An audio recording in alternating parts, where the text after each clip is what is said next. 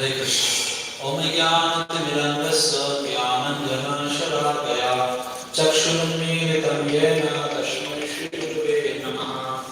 नमो विष्णुपादाय कृष्णपृष्ठाय भूतले श्रीमते भक्तिवेदान्त स्वामिनिति नामिने। नमस्ते शारदे देवे गौरवाणी प्रचारिणे निर्विशेष शून्यवादी पाश्चात्यदेशतारिणे। हे कृष्णा करुणा सिंधु दीनबंधु जगत्पते गोपेश गोपिकान्त राधाकान्त नमस्तुते। तप्तकाञ्चन गौराङ्गी राधे वृन्दावनेश्वरी वृषभानुसुते देवी प्रणमामि हरिप्रिये। नमो महावदनाय कृष्ण प्रेम प्रदायते कृष्णाय कृष्ण चैतन्य नाम्ने प्रवृत्तिश्रे नमः। वाञ्छाकल्पतरुभ्यश्च कृपासिन्धुभ्येव च पतितानां पावनेभ्यो वैष्णवेभ्यो नमो नमः। जय श्री कृष्ण चैतन्य प्रभु नित्यानंद श्री अद्वैत गदाधर शिवासादि भक्तवृंद। हरे कृष्णा कृष्णा कृष्णा हरे हरे हरे राम राम राम हरे हरे। ओम नमो भगवते वासुदेवाय। ओम नमो भगवते वासुदेवाय। ओम नमो भगवते वासुदेवाय।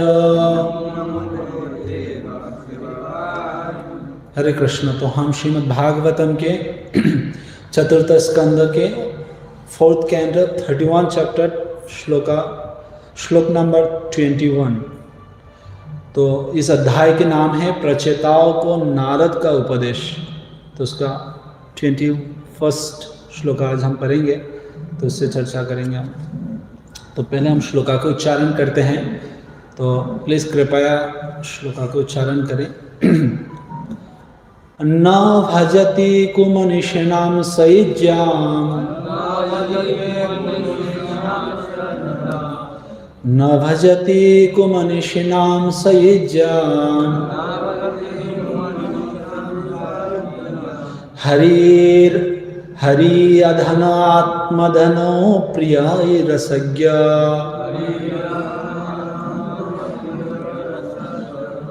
श्रुतधनो कुलकर्मणा मदव्यो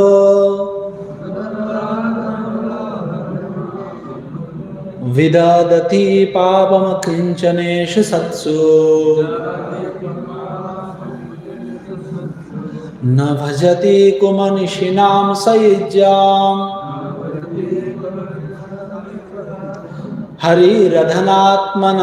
आत्मधनो प्रियरसज्ञ श्रुत्वा धनकुलकर्मणां मद्दर्य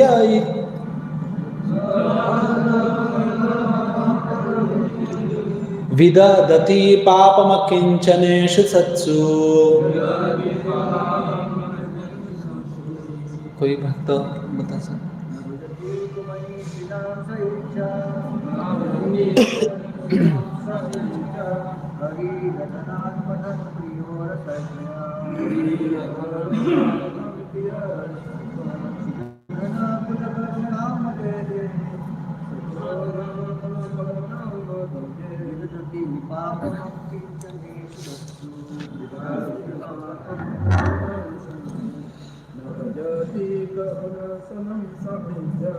न भजति कुमनिषिणां सयुज्याम् हरि अधन आत्मधनो प्रियरसज्ञ।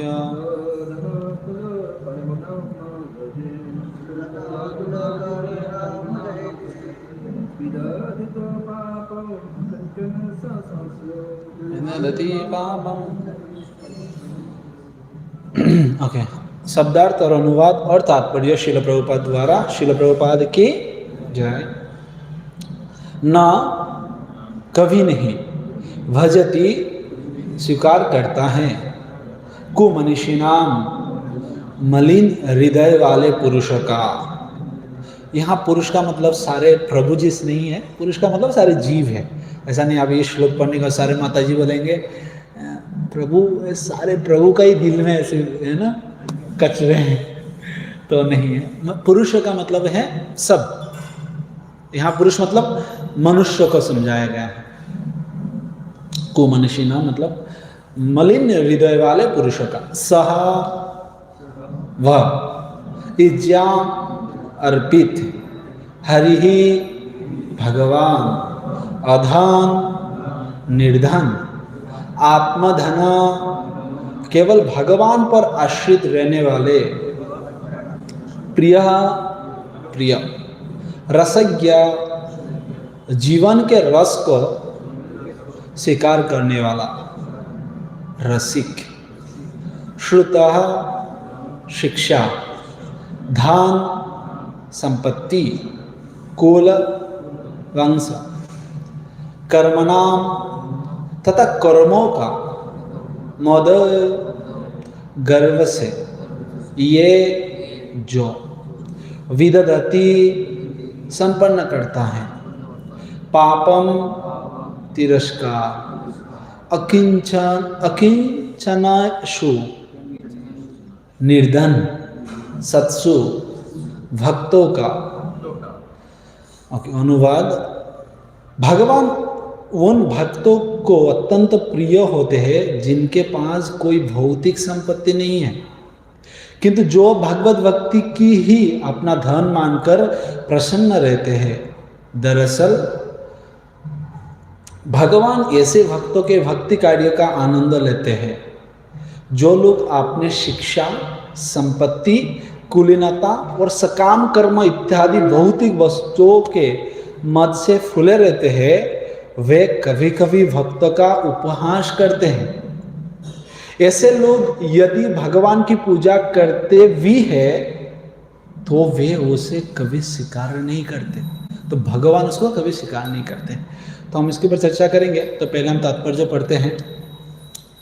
जय श्री श्री गांधर्विका गिरिधारी श्रीमन महाप्रभु की, जगतगुरु श्रील प्रभुपाद की। तो श्रील प्रभुपाद जी तात्पर्य लिखे हैं, बहुत सुंदर तात्पर्य हैं। इस चैप्टर के सारे तात्पर्य ब्रिलियंट है। अगर आप थोड़ा सा उसको ध्यान से पढ़ेंगे तो बहुत सुंदर सुंदर तात्पर्य है। इतना सुंदर पॉइंट्स प्रभुपाद जी ने यहाँ हाईलाइट करे हैं, तो हम इसमें कुछ चर्चा करेंगे। लेकिन पहले हम पढ़ते हैं। भगवान अपने शुद्ध भक्त पर आश्रित है। मतलब क्या है?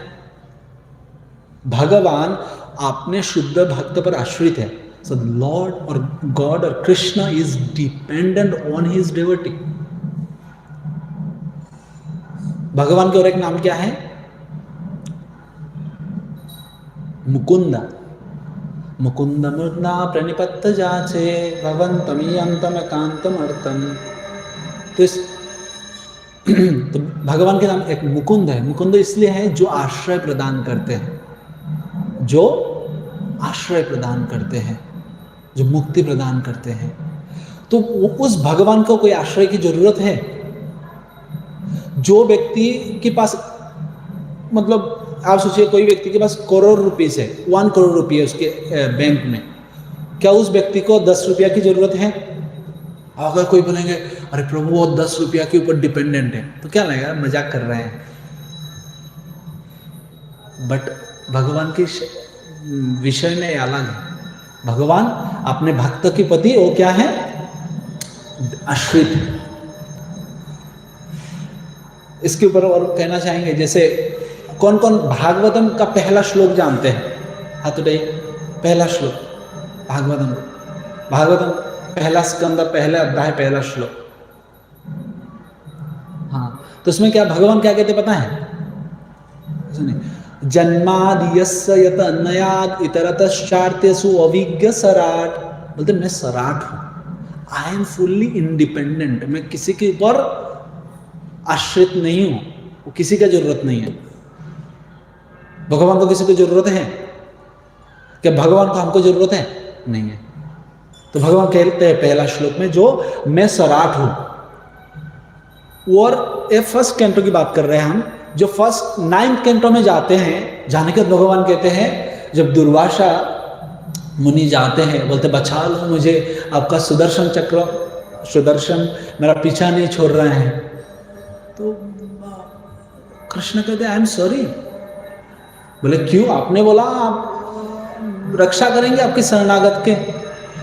तो भगवान कहते हैं अहम भक्त पराधीना। बोले अरे आप ये क्या बात कर रहे हैं, आप पराधीन कैसे हैं? आप तो पहला श्लोक में बोले ना। बोले बेटा तो फर्स्ट क्लास में था ना, जब क्लास 1 में पढ़ता है बच्चा तो उसको अगर पूछेंगे 1 + 1 कितना है, तब वो क्या बोलेगा? 2 है। अगर फर्स्ट क्लास के बच्चे को अगर पूछा जाए -1 + 2 कितना है, वो क्या बोलेगा? प्रिंटिंग मिस्टेक है प्रभु, माइनस सामने होता ही नहीं है।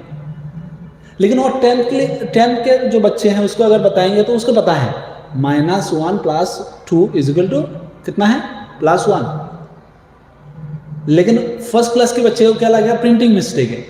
तो दुर्वासा मुनि में कह रहा है प्रभु प्रिंटिंग मिस्टेक है। प्रभु कहते नहीं नहीं, पूरा क्लास की स्टैंडर्ड बढ़ाओ, 9 कैंटो तक आओ, समझ जाओ। तो इससे हम समझ सकते हैं भगवान अपने भक्तों के ऊपर कितना आश्रित है। क्यों आश्रित है? भगवान के पास सारे चीज है। आप बताइए भगवान किसको कहते हैं? धनवान किसको कहते हैं? हाँ, जिसके पास धन है। रूपवान किसको कहते हैं? जिसके पास रूप है। गुणवान किसको कहते हैं? जिसके पास गुण है। उसके बाद क्या? सौभाग्यवान किसको कहते हैं? सौभाग्य है। भगवान किसको कहते हैं? जिसके पास भग है। भग का मतलब होता है शरीर ऐश्वर्य। तो शरीर जो पूर्ण रूप से जिनके पास है वो भगवान है। क्या उनको और कुछ चीज चाहिए? हाँ, भगवान कोई ब्यूटी पार्लर में जाता है क्या? आपने देखा कभी कोई ब्यूटी पार्लर में? भगवान गए हैं वहां। कोई जिम में गए देखा क्या? वो जिम सेंटर में भगवान जाकर जिम कर रहे हैं क्योंकि सुंदर होना है और अच्छा क्या बाइसेप ट्राइसेप और ये बनाना है, ऐसा करते हैं भगवान? नहीं है। क्यों? क्योंकि वो संपूर्ण रूप से पूर्ण है। तो भगवान को जरूरत नहीं है जरूरत भगवान को? भगवान के पास ऐसा कौन सा चीज है जो भगवान के पास नहीं है? बताइए, है ऐसा कोई चीज? ऐसा एक चीज के बारे में बताइए जो भगवान के पास है? नहीं है। वो है भगवान के पास भक्ति नहीं है। द कृष्ण डजंट हैव भक्ति फॉर हिमसेल्फ। भगवान के पास उनके खुद के लिए भक्ति नहीं है। इसलिए भगवान चैतन्य महाप्रभु के रूप में आते हैं उस भक्ति के आस्वादन करने के लिए। इसलिए भगवान भक्तों के पीछे इतना भागते हैं, बोलते भाई ये भक्ति कैसा है, कैसा लगता है। अगर सोचिए प्रभु आपके सामने कोई गुलाब जामुन लेके जा रहे हैं और आपको पास ना नीम पत्ता की बरी है और वो सामने व्यक्ति भाग रहे हैं, तो आपको क्या लगेगा? उसके पीछे भागेंगे ना, बोलेंगे अरे कैसा टेस्ट है बताओ यार, एक बार तो दे देना। तो भगवान भी ऐसे भक्त के पीछे भागते हैं। क्यों? बोलते प्लीज एक बार मुझे बता दो कैसा लगता है, कैसा लगता है। और भगवान थक गए ये सारे पूछ कर, और भक्त तो बताते नहीं है। तो भगवान बोले ठीक है मैं ही भक्त बन जाता हूँ। इसलिए चैतन्य महाप्रभु बन गए। ठीक है, तो पहले लाइन में हम अभी पूरा परपोर्ट बचा है, टाइम भी नहीं है तो पूरा पढ़ते हैं। वे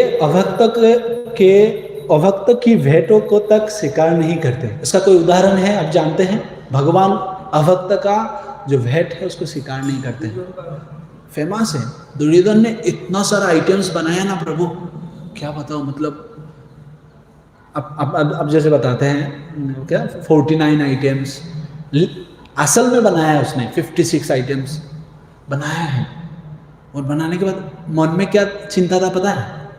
बोले ग्वाला है, गाय रखते हैं, वृंदावन में रहते, गांव में रहते, कभी खाया नहीं होगा ये पिज्जा पास्ता, थोड़ी ना खाया होगा। तो हमको पता है कैसे बनाते हैं, लजांगा, पिज्जा, पास्ता और मंचूरियन, ये सारे तो हम शहर वाले को पता है ना।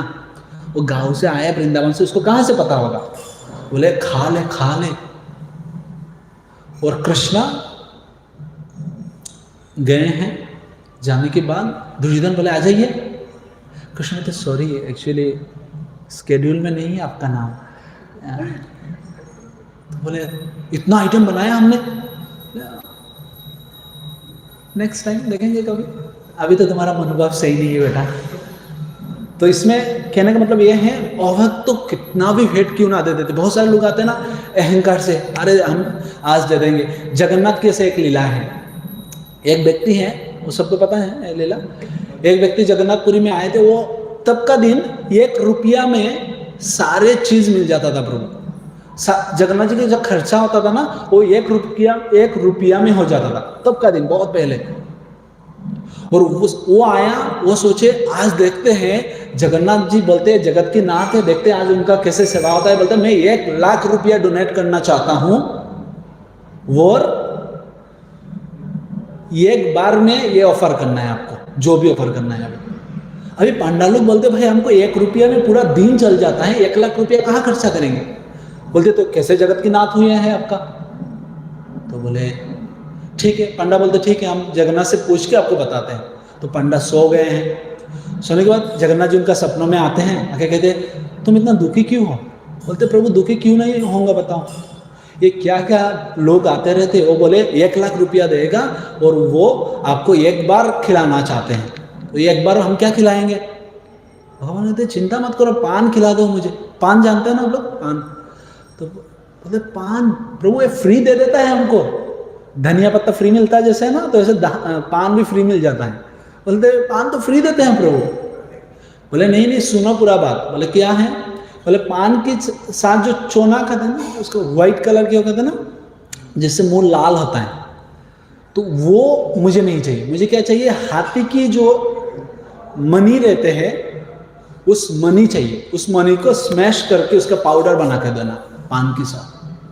अभी ऐसा मनी कहाँ मिलता है, अगर 100 हाथी को आप मारते हैं, उसके बाद उसका पोस्टमार्टम करते हैं, उसके बाद 1 में मिल सकता है, कंफर्म नहीं है। और 1 हाथी कितना प्राइस है, हाथी मरने से भी लाख रुपया है, जीने से भी लाख है। बोलते ना हाथी क्या मरने से भी लाख, तो हाथी क्या, 1 हाथी कितना रुपया है, 1 लाख रुपया है। 100 हाथी मतलब कितना, 1 करोड़। वो कितना लाख रुपया लेके आए, 1 लाख। दूसरा दिन सुबह पांडा बोले भाई जगन्नाथ जी को पान खिला दो। बोले मजाक क्यों कर रहे हो, पान तो हमारा जो दुकानदार फ्री दे देगा। बोले नहीं नहीं, पान के साथ हाथी का जो मनी है वो देना। तो वो आकर जगन्नाथ जी के पास माफी मांगते, बोलते प्रभु माफ कर दीजिए हमें। तो भगवान किसी चीज के लिए भूखा नहीं है, तो भगवान हो ही नहीं सकते हैं। आजकल के जो भगवान बन जाते हैं ना 2-2 दिन में, 2 दिन बाद एक भगवान के नाम मिलते हैं, वो भगवान बन जाते हैं और अपने भक्तों से इतना कुछ मांग लेते, इतना कुछ मांग लेते, इतना कुछ मांग लेते। अरे भगवान कैसे बने हो तुम, अगर मांगना ही है तो इसमें कहते भगवान अभक्त से कुछ स्वीकार नहीं करते। अभी नेक्स्ट, शुद्ध भक्त वो है जो अनुभव करता है कि उसके पास कोई भौतिक वस्तु नहीं है। अभी बोल सकते हैं अकिंचन का सचमुच मीनिंग क्या है, कोई कहना चाहेंगे। अकिंचन का मतलब क्या है, जिसके पास कुछ नहीं है ना, जिसके पास सब कुछ है लेकिन उसको लगता नहीं है मेरे पास सब कुछ है। कौन सा, व्हाट डज अकिंचन मीन्स, अकिंचन का मतलब क्या है। अकिंचन गोचर, भगवान कृष्ण उनका बंधु है जो अकिंचन है। अकिंचन का मतलब क्या है, अकिंचन माने की बताइए, अकिंचन माने की अकिंचन और थोड़ा सा कोई अच्छा है मतलब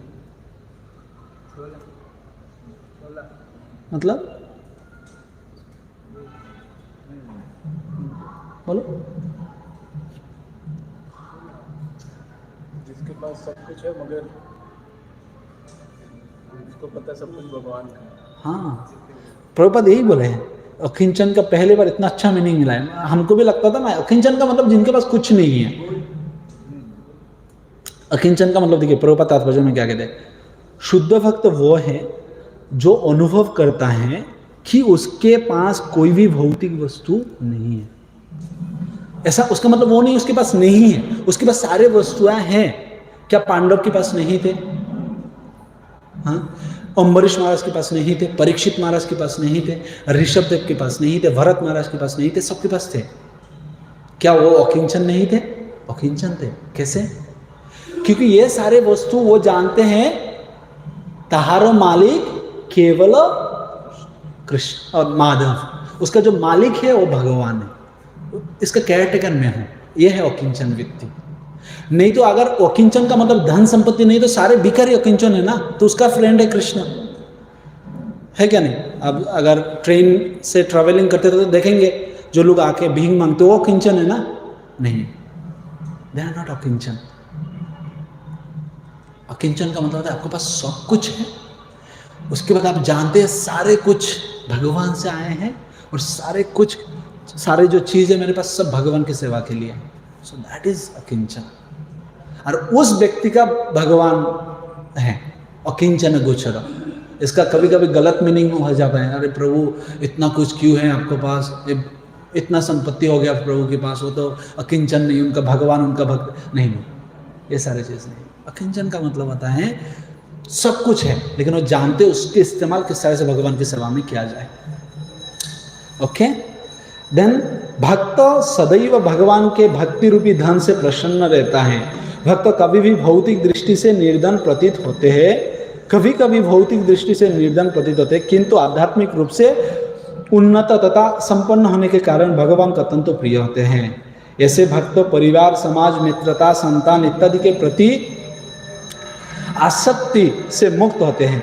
वे इन समस्त भौतिक वस्तु के प्रेम को त्याग कर भगवान के चरण कमल की शरण ग्रहण कर सदैव प्रसन्न रहते हैं। भगवान भी अपने भक्तों की स्थिति को समझते हैं। यदि कोई शुद्ध भक्तों का उपहास करता है तो वो भगवान द्वारा कभी अपनाया नहीं जाता। कितना इंपॉर्टेंट है। मैंने जो नोट्स बनाया प्रभु बोलने के बाद प्रभु ने, तो इसके ऊपर ही बनाया था मैं एक्चुअली। ये सारे तो इंट्रोडक्शन चल रहा है, अभी तक हम कभी जाएंगे उसमें। तो इसमें जो पॉइंट्स हैं प्रभुपाद जी ने बताया, अब देखिए थोड़ा ध्यान से सुनिए इसको। प्रभुपाद जी कहते हैं यदि अगर कोई शुद्ध भक्त का उपहास मतलब क्या है? मजाक उड़ाता है, क्रिटिसाइज करता है, उनका निंदा करता है तो वो भगवान द्वारा कभी अपनाया नहीं जाता है। भगवान कभी भी उसको स्वीकार नहीं करते हैं। तो आपको प्रमाण चाहिए तो बहुत सारा प्रमाण है, हम उसके ऊपर चर्चा करेंगे, लेकिन पहले तात्पर्य बोल लेते हैं। दूसरे शब्दों में, यदि कोई शुद्ध भक्त का अपमान करता है तो भगवान उसे क्षमा नहीं करते हैं। इतिहास में इसके अनेक उदाहरण मिलते हैं। महान योगी दुर्वासा ने परम भक्त अम्बरीश महाराज का अपमान किया था। भगवान ने अपने सुदर्शन चक्र से दुर्वासा को दंड दिया। यद्यपि वो परम योगी सीधा भगवान के पास गया, किंतु उसे क्षमा नहीं मिली। जो लोग मोक्ष के पद पर है उन्हें सावधान रहना चाहिए कि शुद्ध भक्त का कभी अपमान ना करे। तो प्रभुपाद ने पूरा हाफ परपोर्ट उसके ऊपर ही दे दिया है, we should not criticise the devotees. भक्तों की निंदा नहीं करें। अब भक्तों का 6 प्रकार की अपराध होते हैं। कोई बताना चाहेंगे क्या क्या है? भक्त के जो ऑफेंस करते हैं ना, वैष्णव अपराध, तो वैष्णव के प्रति 6 प्रकार के अपराध होते हैं। 6 प्रकार, 6 तरीका से अपराध हो सकता है। ये हरिभक्ति विलास में है। इसमें कहते हैं हंति निंदन्ति वा द्वेष्टि वैष्णवानाम नवीर नंदति क्रुदयते यति न हर्षंग दर्शने पतनानि सात। बोलते कोई व्यक्ति अगर वैष्णव को मारता है, हंति मतलब उनको मारना चाहता है, तो वो एक वैष्णव अपराध है। दुर्वासा मुनि मारना चाह रहा था ना अम्बरीश महाराज को, इसलिए एक असुर निकाल लिया, बोले मारो जाकर, तो इसलिए अपराध हुआ हंति। दूसरा क्या है? निंदन्ति, निंदा करते हैं। अगर कोई भक्त का निंदा करते हैं तो ये अपराध है।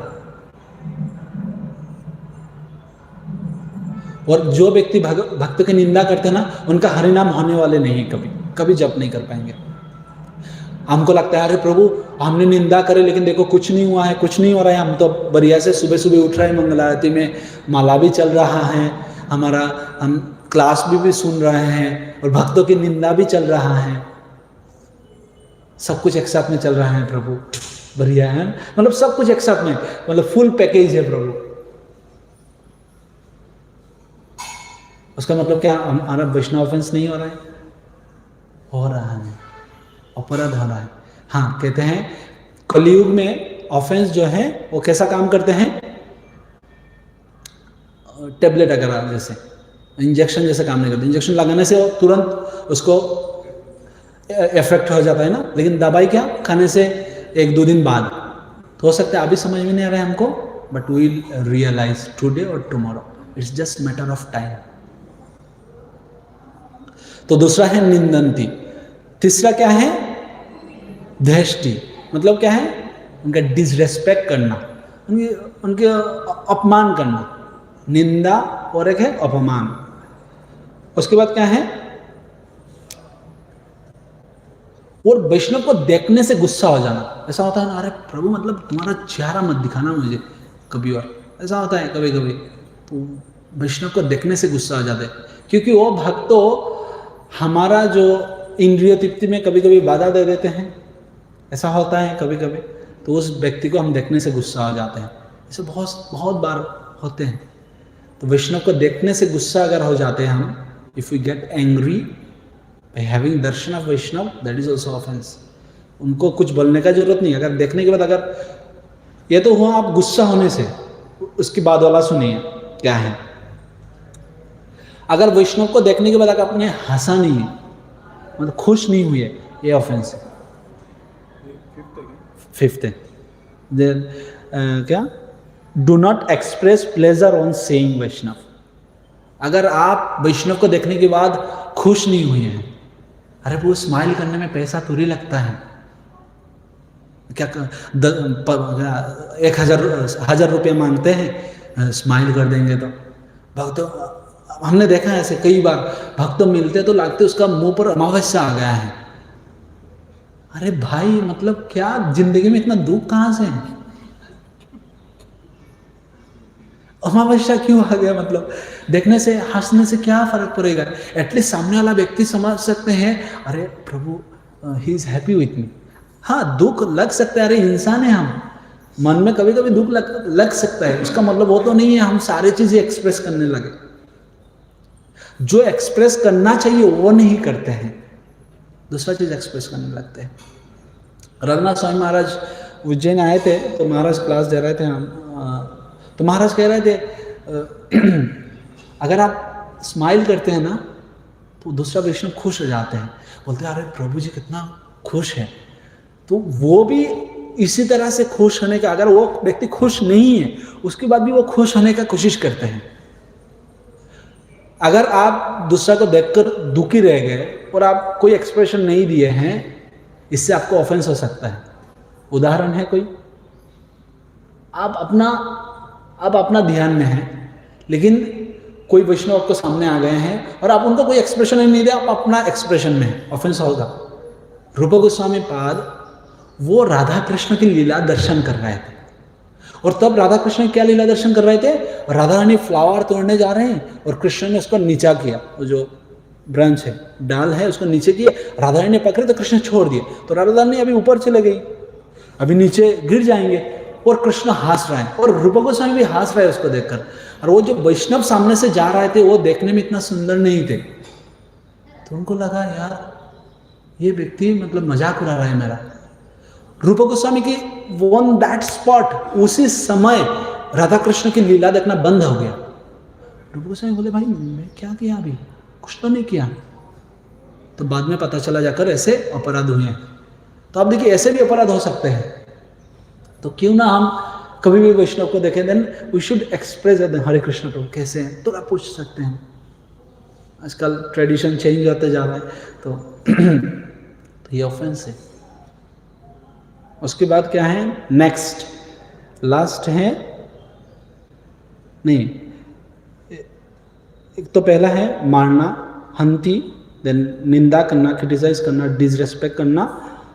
4 नंबर है गुस्सा आ जाना। 5 नंबर है उनको देखकर खुश नहीं होना। और 6 नंबर है उनको देखकर प्रणाम नहीं करना। दुख की बात यह है, अभी हम लोग इतना मॉडर्न हो गया, इतना मॉडर्न हो गया, इतना मॉडर्न हो गया, भक्तों के देखने के बाद हग करते हैं हम, अरे प्रभु जी आइए, प्रणाम नहीं करते हैं। दैट इज ऑफेंस, ये अपराध है। क्यों पता है हम हरि नाम में इतना स्ट्रगल करते हैं? क्योंकि हमको पता ही नहीं हमको कहाँ कहाँ अपराध होते जा रहा है, और इस वजह से हम हरिनाम के टाइम सो जाते हैं, हरिनाम के समय और कुछ करने लगते हैं, इसलिए हरिनाम नहीं होता। आज मैं सुबह जॉब के पहले सुन रहा था कि जौपाटक गौरांग दर्शन प्रभु का, तो प्रभु कहते हैं एक ही कारण है, बस एक चीज़ ढूंढ लीजिए, कहाँ वैष्णव अपराध हो रहा है मेरा, वहाँ जाकर करेक्ट कर लीजिए, जॉब इतना अच्छा होगा, यू विल रियलिश हरिनाम, आप हरिनाम को आस्वादन कर पाओगे। और उसकी बिना हरिनाम तो बस गुटी है ना, कितना माला किया हमने, हरिनाम नहीं किया, बोलते ना कितना माला हो गया प्रभु। एक दीक्षा के समय राधा गोविंद महाराज से व्यक्ति दीक्षा लगाए थे, तो बोले महाराज बोले कितना माला जप करोगे, तो बोले गुरुदेव 16 माला करेंगे। बोले 16 माला करोगे नहीं, कितना माला जप करोगे? बोले 16 माला करेंगे। बोले कितना माला जप करोगे? बोले 16 माला। बोले अरे 16 माला क्या लगा करेगा, 16 माला जप करूंगा बोलो। तो उन्होंने बोला 16 माला जप करूंगा करके। बोला हाँ अभी ठीक है, 16 माला क्या है, माला गुठी को ऐसे ऐसे करना नहीं है, जप करना है। और जब तब तक नहीं होगा जब तक हम ये सारी चीज़ नहीं समझेंगे, ये कहाँ का ऑफेंस हो रहा है, अपराध हो रहा है। क्योंकि यहाँ क्या कह रहे हैं, अगर कोई वैष्णव के चरण में अपराध होते तो भगवान उसको कभी अपनाते नहीं हैं, भगवान कभी स्वीकार नहीं करते हैं। अगर आप 5th कैंटो श्रीमद् भागवतम पढ़ेंगे तो उसमें जरावर के पास रघुगण राजा कहते हैं, अगर आप रेफरेंस चाहते हैं तो 5th canto 10 chapter shloka number 17 उसमें आप देखना, वो कहते हैं अरे ना हम विशंके, अरे रघुगण राजा कहते जरावरत को, कहते अरे महाराज मैं इंद्र की जो वज्र है उससे डरता नहीं हूं मैं। बोले ठीक है, यमराज से तो डरते होंगे। बोले नहीं, यमराज से भी नहीं डरता हूं। बोले शिव जी की त्रिशूल से तो डरते होंगे। बोले उससे भी नहीं डरता हूं। बोले देव देवी का अभिशाप से आप डरते होंगे। बोले उससे भी नहीं डरता हूं मैं। बोले किससे डरते हो आप? तो कोई वैष्णव का चरण में अपराध ना हो जाए।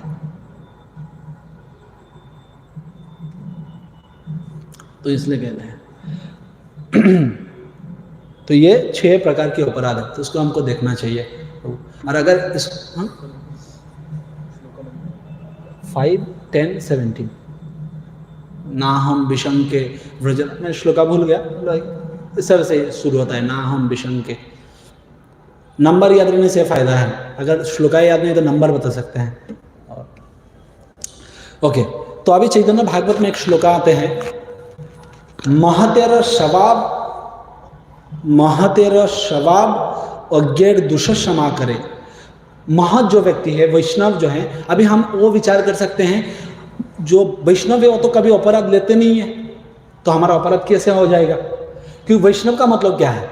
वैष्णव का पहला गुण अगर माना जाए तितिक्षव कारुणिका, और पहला वो सहन करते हैं, उसके बाद क्षमा कर देते हैं। तितिक्षव कारुणिका, सुहृद सर्वदेही नाम। तीसरा क्या है? सुहृद है। कोई सुहृद व्यक्ति अपराध ले सकते हैं? नहीं ले सकते हैं। तो चैतन्य भागवत में कहते हैं महतेर स्वभाव अज्ञेर दुष क्षमा करे। अज्ञ व्यक्ति जो है, जो व्यक्ति को कोई ज्ञान नहीं है, उस व्यक्ति का जो अपराध है वो क्षमा कर देते वैष्णव। बोलते तो बच गए हम, कभी ऑफेंस होगा ही नहीं। रुक जाइए, कृष्ण बोलते हैं, अभी मेरे बात भी सुन लो तुम। बोले क्या है आपका बात? कृष्णेर स्वभाव भक्तो निंदा सुनिते ना पारे। भक्त का स्वभाव क्या है? वो भक्त का अपना अपराध करते हैं कोई व्यक्ति, वो क्या नहीं करते हैं? क्षमा कर देते हैं। कोई ऐसा होता है, अगर पता चले उस भक्त ने हमारी निंदा कर दिया, अरे प्रभु आप ही AK-47 लेके आएंगे, हम लेके रखेंगे हमेशा साथ में, प्रभु जी ने निंदा कर दिया मेरा, ऐसा तो नहीं होता है। तो ठीक है प्रभु, हो सकता है मेरा भी गलती है। लेकिन भगवान क्या बोलते हैं? कृष्ण स्वभाव भक्त निंदा सुनते ना पारे। अरे कृष्ण की स्वभाव क्या है पता है? वो भक्त का निंदा सुन नहीं सकते हैं। आप बताइए शिव जी का कितना निंदा करे दक्ष ने, निंदा करे क्या नहीं? क्या क्या नहीं बताया, बताइए। बोले तुम क्या कहाँ रहते हो? वो तो मेरे दुर्भाग्य है, मैं तुमको मेरे लड़की की शादी तुम्हारा साथ करवा दिया, मेरे दुर्भाग्य है, कपड़ा भी पहनना नहीं आते तुम्हें, ऐसे ऐसे निंदा करे हैं। शिव जी एक शब्द नहीं बोले प्रभु। शिव जी ने कुछ ऐसा बोला क्या? अरे तुम्हारा कोई दिमाग है भाई? महाजन ने, दक्ष तो महाजन नहीं, महाजन नहीं, हाँ बोले तुम क्या, लेकिन दक्ष प्रजापति है, तुम प्रजा की पालो को, कोई ज्ञान नहीं, कोई यूनिवर्सिटी में पढ़ाई करने नहीं गए हो क्या कभी? ब्रह्मा जी की से कुछ सीखे नहीं तुमने? कुछ नहीं बोले उनने। शिव जी चुपचाप उस जगह से चले गए। लेकिन शिव जी कब गुस्सा हुए बताइए? जब उनको पता चला सती के साथ गलत हुए हैं, सती को उनने कटु शब्द बोले, तब तो उनने गुस्सा हो गए। तो इसी तरह से अगर हम उदाहरण देखेंगे शास्त्रों में, वैष्णव कभी ऑफेंस लेते नहीं अपने लिए, लेकिन दूसरे के लिए भगवान भी उनके भक्तों के लिए ऑफेंस, जो भक्तों के प्रति जो अपराध होते हैं उसको भगवान क्या करते हैं? क्षमा नहीं करते हैं। स्कंद पुराण में कहते हैं, निंदा कुर्वन्ति ये मुराः वैष्णवानां महात्मना पतन्ति पृथ्वी सर्दंग महारौरव संस्थिते। बोलते हैं अगर कोई मूर्ख वैष्णव का निंदा करते हैं, सिर्फ वो रौरव में नहीं जाएगा, उसका पूरा पृथ्वी पुरुष भी रौरव में रहेंगे। आप सोचिए प्रभु, हम किसी वक्त पिता माता हमारा पृथ्वी पुरुष को उद्धार तो नहीं कर सकते, एटलीस्ट नरक में लेके ना जाए हम। बोलते ना किसी की भलाई नहीं कर सके तो बुरा मत करो। तो अगर पृथ्वी पुरुष की हम इतना स्ट्रांग भक्ति तो नहीं कर रहे हैं, बहुत सारे भक्त कर रहे हैं, लेकिन इतना तो स्ट्रांग भक्ति हमारा नहीं है जो हम हमारा 14 जो पृथ्वी पुरुष उनको उद्धार कर लेंगे हम।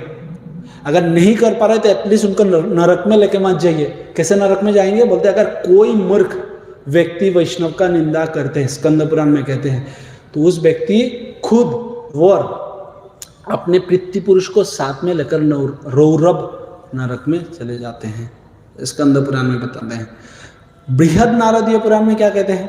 बृहद नारदीय पुराण में कहते हैं, हरिभक्त परहा ये च हरि नाम परायणा।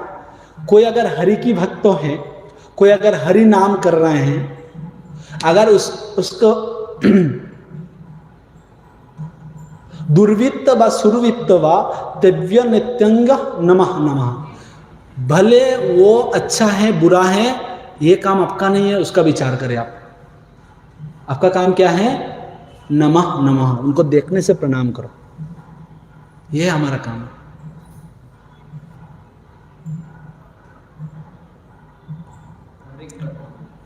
एक सेकेंड और एक बार। अभी वो बताए हैं, कोई व्यक्ति हरि का भक्ति कर रहे हैं और हरि नाम कर रहे हैं, भले हमको लगे वो व्यक्ति बुरा है, हमको लगे व्यक्ति अच्छा है, हमारा काम नहीं बुरा अच्छा वो देखना, हमारा काम क्या है? नमः नमः, उनको देखने से ही बोले प्रभु प्रणाम आपको। That should be our responsibility. ये हमारा क्या कहते हैं, कर्तव्य होना चाहिए। उसके बाद कहते हैं, हम जब एक साथ में बैठते हैं तो क्या करते हैं, क्या करना चाहिए? आइडियली भक्त की निंदा करना चाहिए, आइडियली क्या करना चाहिए ना?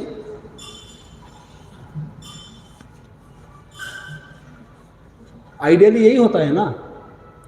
जब एक साथ में होते तो क्या, प्रभु जी बस आपको ही बता रहे हैं और किसी को मत बताना, पहले भी आपको ट्रस्ट करते हैं प्रभु इसलिए बता रहे हैं, बस इतना से ही शुरू होते हैं प्रभु। अब बताइए भगवान भगवद गीता में क्या कहते हैं? कहते जब मेरे भक्त आपस में मिलते हैं क्या कहते हैं? तुष्यन्ति च रमन्ति च। वो मेरे बारे में चर्चा करते हैं, वो आपस में क्या करते हैं? भक्तों की प्रशंसा करते हैं, भक्तों की ग्लोरिफिकेशन करते हैं, भगवान की लीला की चर्चा करते हैं। तो मैं भूल गया आचार्य की नाम, विश्वनाथ चक्रवर्ती ठाकुर ही शायद ने बताया है, मानो ये श्लोक भगवान ने भक्तों के लिए नहीं बोले, ये जो भक्तों नहीं है उनको बताया है। बोले मेरे भक्त ये करते हैं काम। अब वो ये सारे लोग आए हैं अभी देखने के लिए, आके क्या देखे? हम दूसरा चीज कर रहे हैं। तो वो अगर कृष्ण से जाके पूछा, अरे बड़े बड़े बात करते हो, तुम्हारा भक्त तो वहां निंदा कर रहे थे, सुना जाकर हमने। तो बोलिए सोचिए कृष्ण को कैसे लगेगा। तो इसलिए कहते हैं जे सबाई वैष्णवेर निंदा मात्र है। अगर कोई असेंबली में वैष्णव की निंदा होते हैं, सर्वधर्म ताकिले तार होय खाय। अरे अगर वो सारे स्क्रिप्चर क्यों ना जान लेते हैं, वो सारे वेदांतों क्यों नहीं पढ़ लेते हैं, वो सारे धर्म को क्यों पालन नहीं कर लेते हैं, वो कोई काम के नहीं है। ये ऐसा है, पूरा 10 लीटर अपने दूध लाया है, उससे खीर बनाएंगे और उसमें 1 ड्रॉप जहर डाल दिया।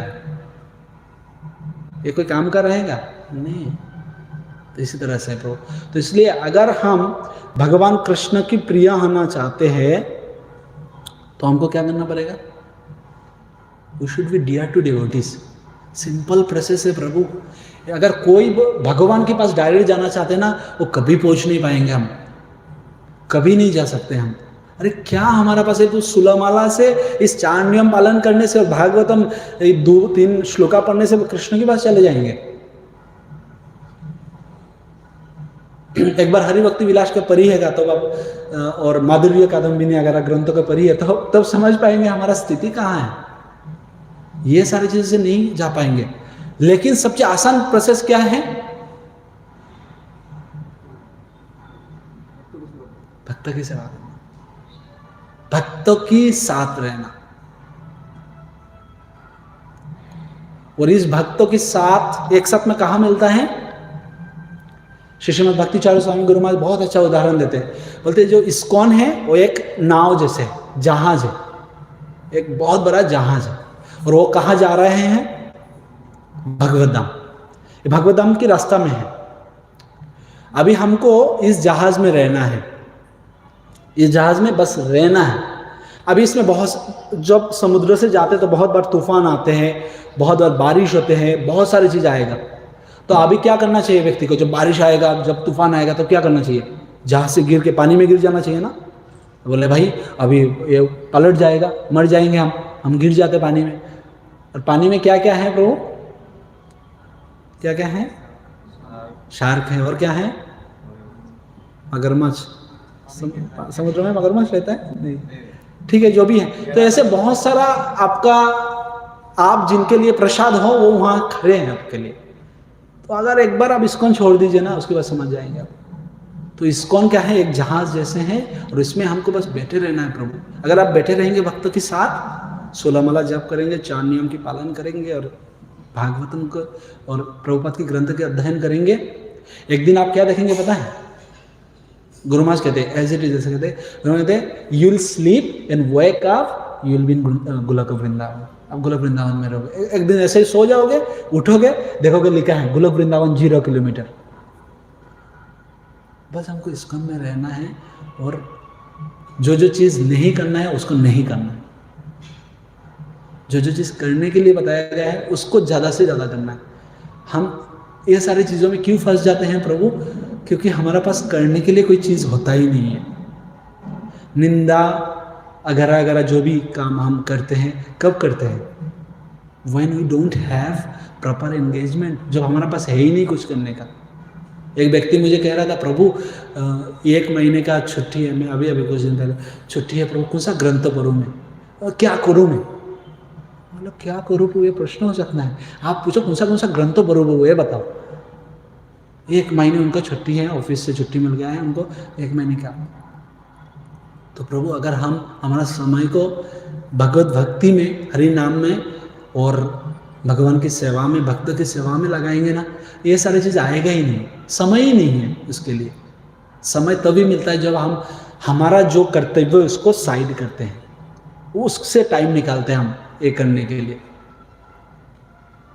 सो प्लीज़ हमें क्षमा करें अगर मेरे बातों से आप सबको दुख लगे हैं, क्योंकि हम और भी उसका जो 6 ऑफेंस उसका और एक्सटेंड है, तो उसमें कुछ है वाक्यों की द्वारा, तो अगर ऐसा हो तो माफ़ करिएगा। ये सारी चीज़ में इसलिए चर्चा कर रहा था क्योंकि मैं सारी चीज़ को रिकॉल कर सकूं, याद कर सकूं, और मैं भी अपना हरि नाम में और थोड़ा अच्छा से कर सकूं हरि नाम को, क्योंकि हरि नाम नहीं आने का एक ही कारण है,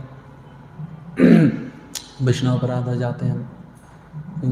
क्योंकि पहला नाम अपराध क्या है? पहला नाम अपराध क्या है? बस उसको अगर शर्ट में बोले तो क्या है? भक्तों की निंदा करना। पहले में अटक जाते हैं हम। 10 नंबर नामव्रत कहा, सारे कुछ डिजायर छोड़कर उसके बाद भगवान के नाम के प्रति पूर्ण विश्वास होना, तो छोड़ दीजिए। पहले में हम कोशिश करते हैं जो भाई इसको पार कर ले। तो आप लोग सब आशीर्वाद करें, क्योंकि वैष्णव की आशीर्वाद में शक्ति है। अगर आप सब प्रार्थना करेंगे तो जरूर आज नहीं तो कल, इतना विश्वास है जो नहीं तो कल होंगे। So thank you all very much. Jagat Guru Srila Prabhupada की, समवेत गौर भक्त वृंद की, हरे कृष्ण। हाँ प्रभु 2 मिनट में पूछ सकते हैं, 2 मिनट ही हम